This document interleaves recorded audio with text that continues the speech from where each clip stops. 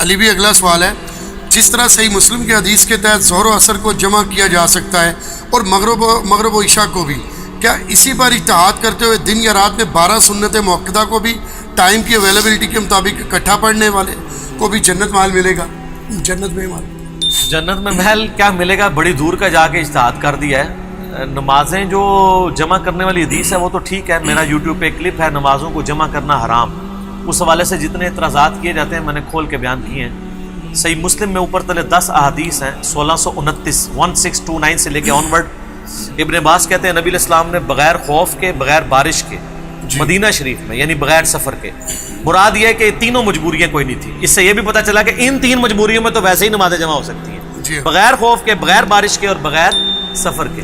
مدینہ شریف میں ظہر و عصر کی نماز جمع کروائی، اس کے بعد مغرب اور عشاء کی بھی کروائی۔ تابعین نے پوچھا آپ علیہ السلام نے یہ عمل کیوں کیا؟ تو انہوں نے فرمایا اس لیے تاکہ امت کے لیے اس معاملے میں کوئی حرج باقی نہ رہے اور آسانی ہو جائے، لیکن امت سے آسانی علماء نے چھین لی سنی شیعہ تفریق کی وجہ سے۔ تو نمازیں جمع آپ کبھی کبھار کر سکتے ہیں، سفر میں ہمیشہ کریں۔ رہا سنتوں کا مسئلہ تو وہ بھی مجبوراً جمع ہو سکتی ہے، لیکن اس کا اصل وقت وہی ہے جو صحیح مسلم میں حدیث ہے۔ سیدہ ام حبیبہ سلام اللہ علیہا کہتی ہیں کہ نبی علیہ السلام نے فرمایا جو شخص فرض کے علاوہ 12 رکعتیں دن رات میں پڑھ لے گا اللہ تعالیٰ اسے جنت میں محل دے گا۔ یہ حدیث بڑی رکت انگیز ہے صحیح مسلم میں۔ یہ حدیث جب ایک تبع تابعی بیان کرتا ہے نا، وہ بیان کرتے ہوئے کہتا ہے میں نے فلاں سے سنا، اس نے فلاں سے سنا، اور اس فلاں نے اپنی مرض الموت میں یہ حدیث بیان کی، اس خوشی کے ساتھ کہ میں اب اللہ کے حضور پیش ہونے والا ہوں اور میں نے 12 رکعتیں کبھی نہیں چھوڑی زندگی میں، میرے لیے محل انتظار کر رہا ہے۔ اور وہ تابعی کہتا ہے جب سے یہ حدیث میں نے حضرت ام حبیبہ سے سنی تھی میں نے زندگی میں 12 رکعتیں نہیں چھوڑی، اور ام حبیبہ کہا کرتی تھی جب سے میں نے رسول اللہ سے یہ حدیث سنی تھی میں نے 12 رکعتیں نہیں چھوڑی۔ وہ تبع تابعی کہتا ہے جب سے میں نے تابعی سے یہ حدیث سنی ہے میں نے 12 رکعتیں نہیں چھوڑی، اور تبع تابعی کہتا ہے جب سے میں نے تبع تابعی سے یہ حدیث سنی ہے میں نے 12 رکعتیں، آپ بھی نہ چھوڑا کریں۔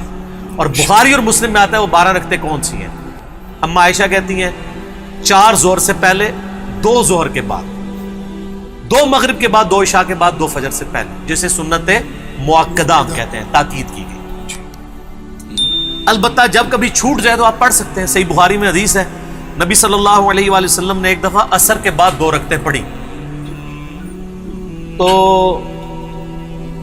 نبی صلی اللہ علیہ وآلہ وسلم سے اماں نے پوچھا کہ یہ آپ نے کون سی نماز پڑھی ہے؟ تو آپ نے فرمایا کہ میری ظہر کی بعد والی 2 سنتیں رہ گئی تھی، سنت تو ہم کہہ رہے ہیں یعنی 2 نفل، میں نے وہ پڑھی۔ اس پہ امام بخاری نے باب باندھا ہے کہ عصر کے بعد نماز پڑھنے کا جواز، یعنی پڑھ سکتے ہیں، وہ ممانعت والی بات وہ غلط ہے، الا آخری جو 15-20 منٹ ہیں اس میں سوائے اس دن کے عصر کے آپ اور نماز نہیں پڑھ سکتے۔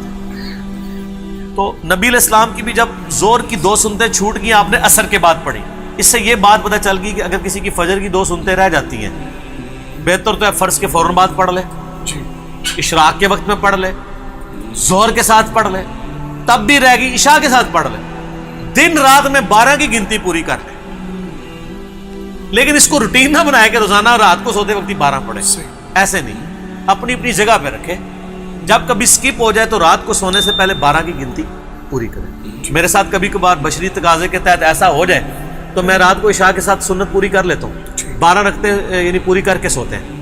یہ بہت بڑی فضیلت ہے سر، فرض کے علاوہ جو 12 رکعتوں کو پڑھے گا اس کو اللہ تعالیٰ جنت میں محل دے گا۔ اس کے علاوہ بھی اور کئی حدیثیں ہیں، جامعہ ترمذی میں، سنن ابی داؤد، سنن ابن ماجہ میں حدیث ہے جو ظہر سے پہلے 4 اور ظہر کے بعد 4 پڑھے گا سنتیں، یعنی وہ نوافل سنت موقدہ، اللہ تعالیٰ اسے دوزخ سے رہائی عطا فرما دے گا۔ اور سنن ابن ماجہ میں ایک حدیث ہے کہ جو شخص عصر سے پہلے 4 رکعتیں پڑھے اللہ تعالیٰ اس پہ رحم فرمائے۔ حضور علیہ السلام کی دعا جس نے لینی ہے وہ عصر سے پہلے 4 رکعتیں پڑھ لیں۔ آپ بزرگوں کی دعائیں لیتے ہیں نا، اللہ نے جس کو ہمارا بزرگ بنایا اس کی دعا لینی ہو نا تو عصر سے پہلے 4 سنتیں پڑھ لیں، یہ غیر موقدہ ہیں، تو جتنی مرضی آپ پڑھیں، 12 رکعتیں دن رات میں آپ پڑھ سکتے ہیں، جب کبھی سکپ ہو جائیں رات کو سونے سے پہلے ان کو جمع کر لیں، یہ اچھی بات ہے تاکہ آپ اس فضیلت کے اوپر یعنی قائم رہیں پوری زندگی۔ ظاہر ہے یہ ایک دن پڑھنے سے فضیلت نہیں ملے گی، اس پہ آپ نے ہمیشگی اختیار کرنی ہے انشاءاللہ. تو انشاءاللہ تعالی یہ فضیلت ملے گی. کوئی مشکل کام نہیں. اور اس میں وہ بھی حدیث یاد رکھیں جو ابو داؤد میں حدیث ہے, قیامت والے دن اگر کسی کے فرائض میں کوتاہی نکل آئے تو اللہ تعالیٰ حکم دے گا کہ میرے بندے کے نوافل یعنی سنتیں وغیرہ تول لو اور اسے فرض کے ایکویلنٹ قبول کر لو. صحیح. تو یہ ہمارے فرضوں کی کوتاہی کا بھی ایک بن جائے گا ذریعہ. یہ 12 رکھتے ہیں تو یہ ضرور پڑھا. ٹھیک ہوگی. جزاکم اللہ خیر.